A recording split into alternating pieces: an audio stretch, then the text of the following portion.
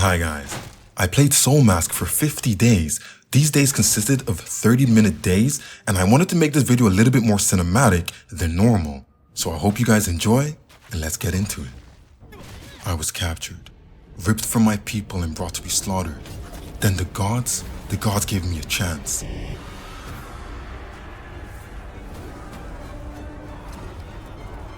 Freed by war, I escaped my captors. As I ran through the jungle, I fell, rendering me unconscious. Things occurred, things I can't remember, but I was bonded to a strange mask. Then it all went blank. When I awoke, my new life had begun, but I did not know what was in store for me here. As light hit my eyes, I looked around and wasted no time, gathering tools and equipment to harvest resources. I clothed myself to lessen the effect of the elements. I needed somewhere to stay. I set out to create a place I could call home, with hopes of it becoming a city in the future for my very own tribe. After farming and getting my wits together, I built a camp for warmth to also signify the start of my new tribe. Soon after, a stranger came across me and offered their allegiance. As I was feeling a little lonely in this new place, I agreed to let them stay, but not for nothing. They had to work and help provide for the tribe. I set this new member of the tribe to work. She gathered resources while I ventured out to get accustomed to our new surrounding area. Adventure was calling me, but deep down, I knew I wasn't ready. I slayed a few creatures nearby before returning home. I decided that our bonfire needed protection from the elements and was to become our town center. To signify its importance, a pyramid was built around it.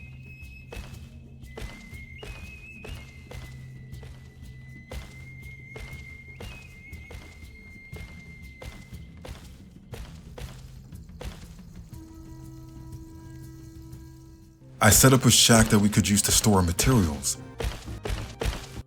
designating boxes for each resource.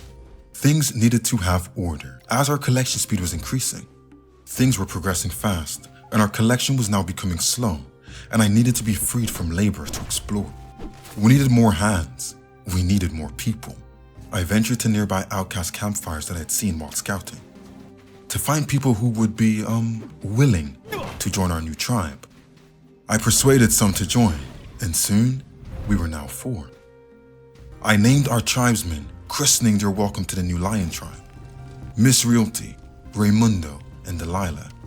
Our small community was growing, and most importantly, our workforce was growing. As a caring chief, I built my tribesmen some homes, and myself a house. The expansion of the village had begun, and my vision was coming to fruition. And finally, I felt like we were ready to answer the call of adventure. And with Miss Realty by my side, we set out into the jungle, not knowing what would be out there waiting for us. The jungle was not kind, and many rabid beasts attacked us. But this was just part of the hunt. Slaughtering these creatures would provide food for my people. Their flesh would not go to waste.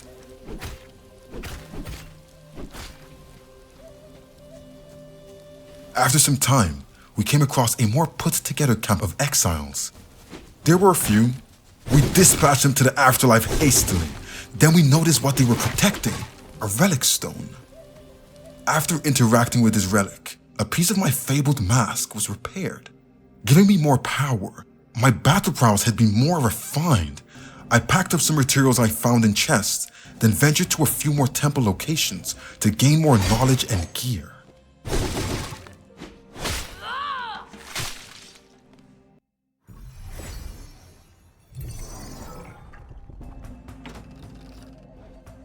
Before returning to the village to cut and cook our hunt, then store our newly acquired goods. During our trek across the map, I realized being on foot would not be time efficient. We needed animals. More specifically, something rideable. We needed clay to progress onto the next stage of our crafting, so we set out to find some. Once found, the stone was nothing but easy to collect. So we returned to the village with our clay. I set up a turkey coop and caught myself a baby turkey. This would help us be more sustainable as our numbers grew. I added a few more homes for the tribe, This took days, but when it was done, I was proud of the accomplishment. We were thriving. Homes had been built and work was underway. This was the perfect time to locate and find ourselves some mountable tames. Word had spread of baby alpacas close by, and this was where we would be heading. We were unsure of exactly where we were going. As the day grew darker, we came across an exile camp.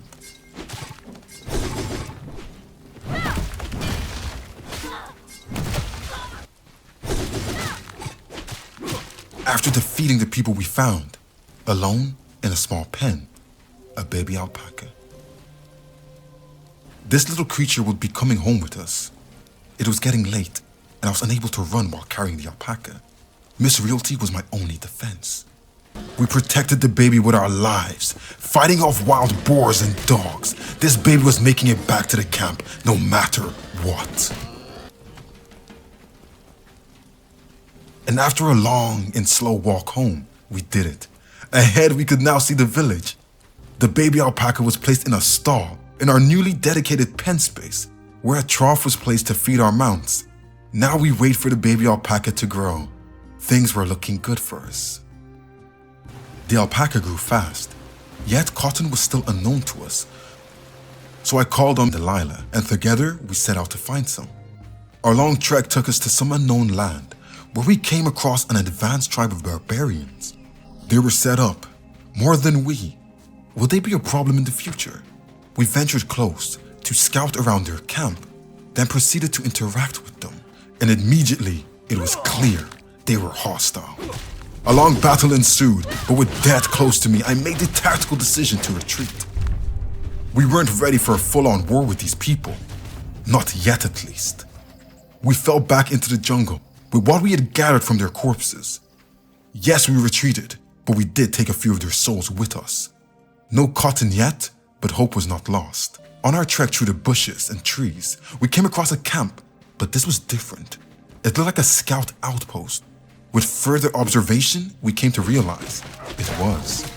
We fought with the intention to interrogate, but the scouts, being weak, fell to light blows. So while we waited for their comrades to return, we explored the surrounding areas. This was not our best idea.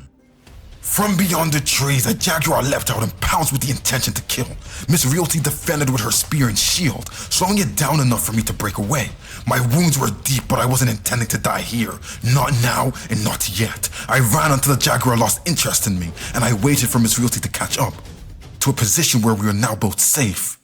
After that near-death experience, I decided to bring Miss Realty back to the camp to tend to her wounds. I wasn't ready to lose my first tribesman, not yet. We ran back to the village under the lowering sun, the moon now on our backs. I dismissed my loyal guard and proceeded to upkeep and maintain my buildings. I worked at the workstations, and now I was ready to venture out to that scout camp to see if their friends had returned. From fear of losing a loyal member of my tribe, I ventured out alone, running through the jungle, not stopping to fight or defend myself. Things were too dangerous, so I needed to be swift. Upon my arrival at the scout camp, I dismembered one of them, defeated their bushhound, then with my bare fist I beat the information I needed from the scout, who after a few solid punches gave it all up. But I do take no prisoners. I learned a lot. New locations were marked on my map, valuable resources, enemy camps. It all started coming to light now. With this information in mind, I returned back to my people to share the knowledge. Our next target was to be a tin mine. We would need to venture miles to get there, so leaving as soon as possible, that was the goal. We left with haste and arrived at the mine before nightfall, collecting some raw materials until we could barely move. The entrance of the mine was guarded, but we fought our way in further, but saw no point in continuing, as we were already encumbered. On our exit, we saw some high walls. Was there a monument? We had to go and see. Just to find guards at this location. I misjudged. I thought they were small fry, but ended up fighting for my life. These warriors, they were fierce, not to be joked with. We defeated them, but at great cost to our health. This place was beyond our skill and strength. We would surely die if we fought our way through it. So we set out to our village to regain our wits. We needed more tribesmen, some skilled in combat, and I knew exactly where a strong group resided. So setting out to convince them to join was the next priority. We set out to find them at the tin mine entrance. Proceeding on, we entered a cave, defeating the enemies that we came across. I was looking for a warrior to recruit, someone strong. Then I found him. We did duel and I was victorious, compelling him into a deep sleep while I carried him back to our village. During our journey back, we came upon a beast den. The air was eerie, everything silent. And that's when we heard the snarl. A jaguar ran towards us out of the brush. I was slow. I was carrying someone. I quickly dropped the body and dodged with incredible speed. The jaguar missed me, but the warrior I had dropped was caught in the fray and was killed. A valuable member lost like that. Defeating the jaguar didn't come with much joy. As the devastation was worse, we returned to the village in silence. We had lost a lot, but not gained much. We arrived at the village, carrying out some regular mundane tasks, then planned to set out to now visit the settlement from earlier. Maybe we could convert one of their warriors to align with us. It was worth a shot. We set out to try our luck. At first we fought silently, trying not to alert the whole tribe, but soon our luck changed. Their war flame was lit and they came rushing in force. We had to retreat, but we'd compelled some of them to sleep, and once they had returned into their village, we snuck back to now pick up and transport one of them to our village. The walk back was slow, but not so dangerous, and this time I was protected by my loyal follower and made it home safely. And proceeded to place our new recruit on a bed, feeding them, then leaving them to sleep off the compulsion. Through all our slaughtering, we'd amassed a bit of raw materials, yet no cotton, and not enough copper to make enough bronze to build a stronger fire pit. I needed cotton. Farming would be our next option, or we could take control of the enemy camp and take their crops within. Our new recruit woke up, showing great promise for her combat skills, so she was appointed war general. Her new name, Azerat. It was fierce and it served her well. I expected great things from her, but most of all, I expected loyalty, and she was sent to prove this. I awoke in a new place, given this new name Azerat, and my newly found loyalty was also being questioned. My memories were vague, but I had to be focused, prove my loyalty. The title of War General was already heavy on my shoulders. I called upon a fellow tribesman and set out to the location of my test. Arriving there felt familiar, but distant. I scouted their defenses, knowing where to look like I knew these lands already. But once I was sure, we moved in, taking out the archers and the guards. Killing them felt wrong, but I had an itch for conflict. Once they were all sent to the afterlife, we ransacked their crops, destroyed their warning flame, and slaughtered few more.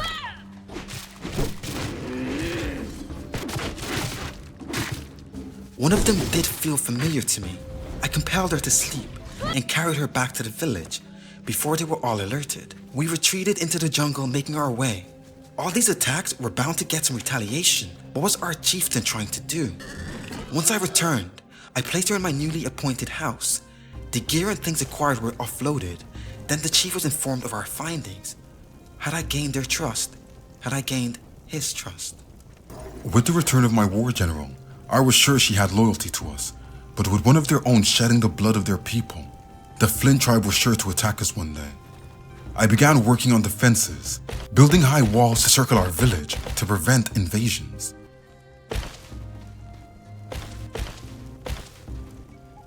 We were still lacking cotton.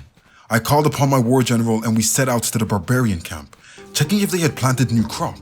And finally, cotton was being grown. It wasn't ready for harvest yet, so we left for now. No need for unnecessary bloodshed. Our next target was to find a copper mine. We ran through the jungle and scaled cliff sides to get to this mine.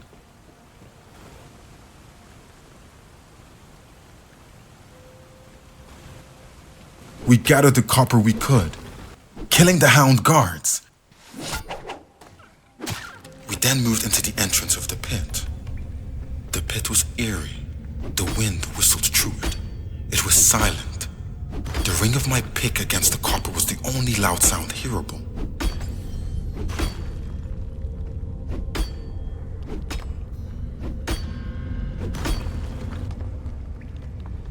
A dark shadow moved swiftly through us. A slash. I couldn't see anything. I felt the flesh tear from my body. I was on the floor, bleeding to death. We failed. We were ambushed by an unknown beast.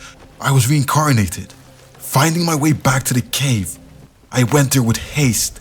I arrived at the cave entrance to find our blood, but no bodies. The beast had taken our bodies. Whatever it was that had killed us was nowhere to be seen. I was still in confusion, unsure of what truly had happened here. My war general, a title that was short-lived. There was too much to carry back all on my lonesome.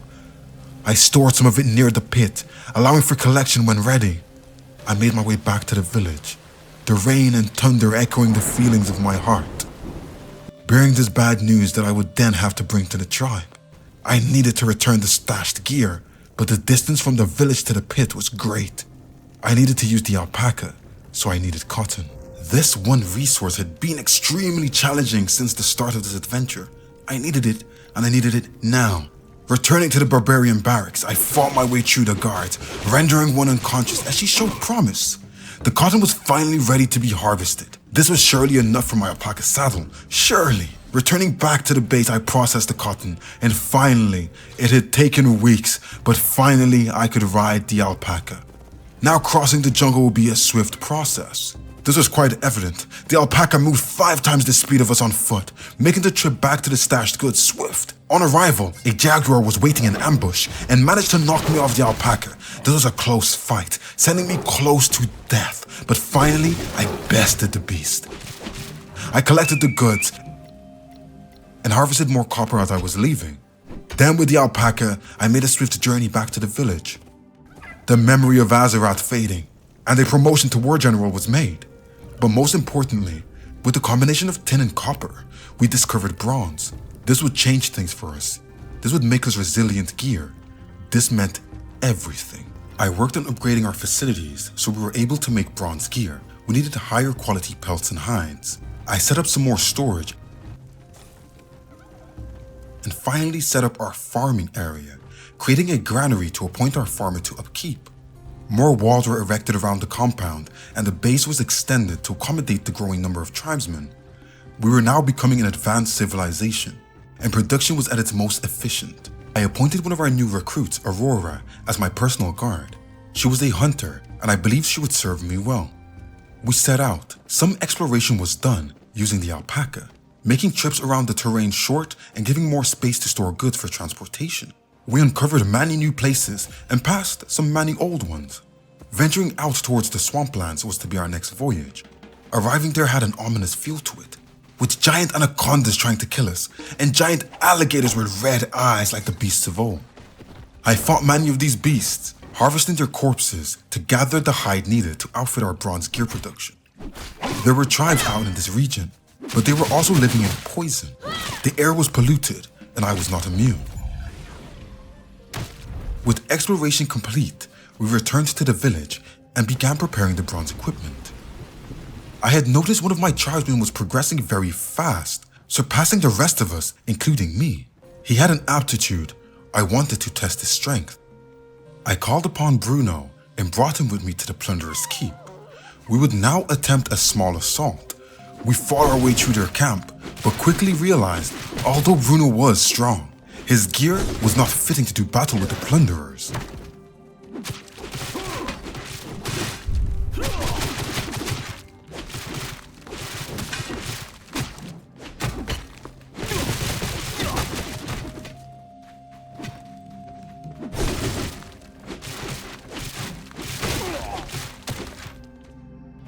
We raided some chests, finding some very high-grade material, then returned home.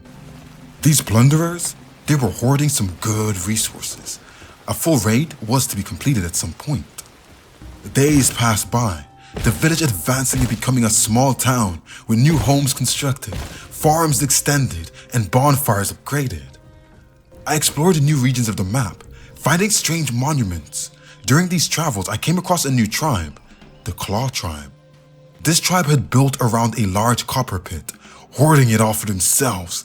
This could not pass. I defeated their guards and mined as much copper as I could carry.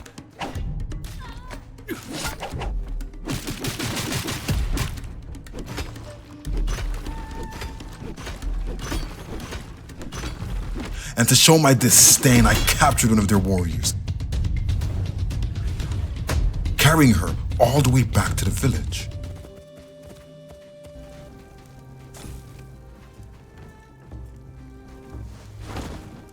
After doing some upkeep and remodeling, I had now set my mind on getting a jaguar for myself. As the chief of the tribe, I needed a battle-worthy mount, and a jaguar would serve me well.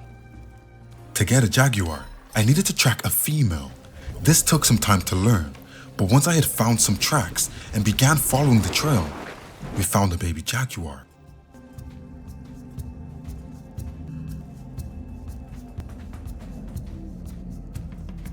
The mother was vigilant, not allowing me to get close. So she was disposed of.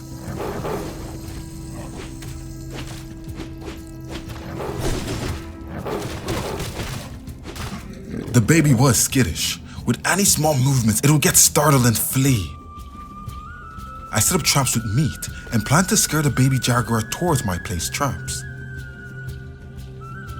After some attempts, this seemed to work, and the baby was trapped. I now had one goal: successfully bring this creature back to the village alive. The journey ended up being easier than I expected. I managed to dodge all the dangerous creatures and made it back to the village unharmed. The jaguar kitten was set up in the stables to grow as I worked around the base. Things were looking good.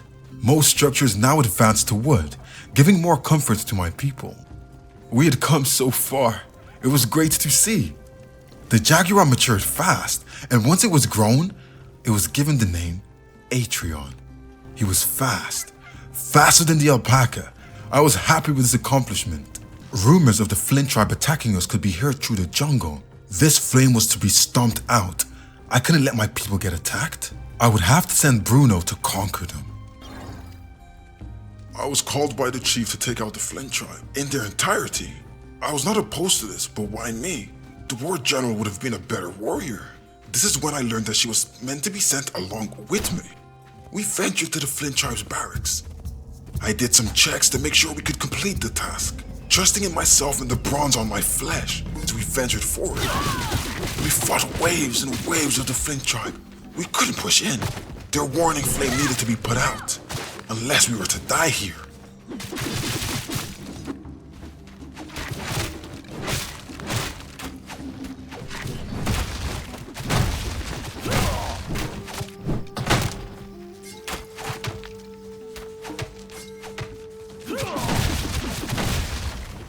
After slaughtering dozens, I finally made it to the flame and destroyed it.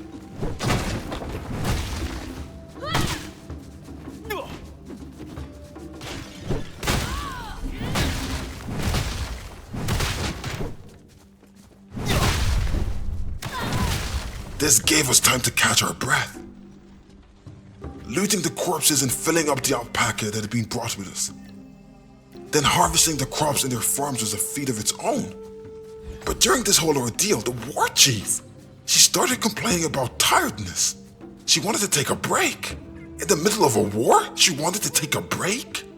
She suddenly left, leaving me on my own to continue our mission. I couldn't complete this alone. I was unsure, but I couldn't go back without a victory. The chieftain wouldn't allow this. I would be banished. I continued into the camp. During my battles, I came across some captive barbarians. I freed some of them and gave them their life. But one of them, she pleaded to come with me. Seeing as I was alone, I spared her life and gave her some gear to earn her freedom. We continued into the village, plundering everything they had to offer. They stood no chance. My armor was crushing them with every single swing. I was unstoppable. We crushed them beneath our feet and made our way to their chief. He believed he stood a chance. I crushed him immediately. I looted his gear and moved on. They had cattle, guardian black, a jaguar. I lured away their jaguar and I slaughtered it. Their leader was here, in the middle of a sacrifice. I was compelled to save the victim. I acted too quickly. I was unprepared and I was poisoned. Their leader was way more powerful than I expected.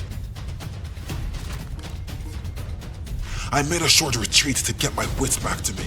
I bandaged up and I took this battle more seriously. I returned with my spear and shield at the ready, attacked with all my might, but she was overpowering. Towering over me, she picked me up like a child and stomped on me like a bug. This wasn't enough to stop me. I continued to fight with my unexpected companion, and after a gruesome fight, we managed to defeat her.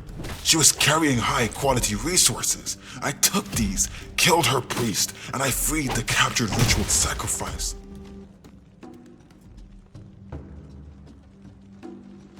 I had liberated people these days, and I had conquered a whole tribe. On my way out, I took a prize to signify my victory. This brown alpaca, this would remind me of this day. It would remind me of my success. It would remind me of the conquering I did. We made our way back to the village. A slow journey, but it was needed for the recovery. I presented the news of my victory to the chief, along with all my spoils of war. I had felt his pride in what I had presented. He was happy with me, but he was filled with rage when Ruda was not with me. After a brief explanation, he immediately set out to find her.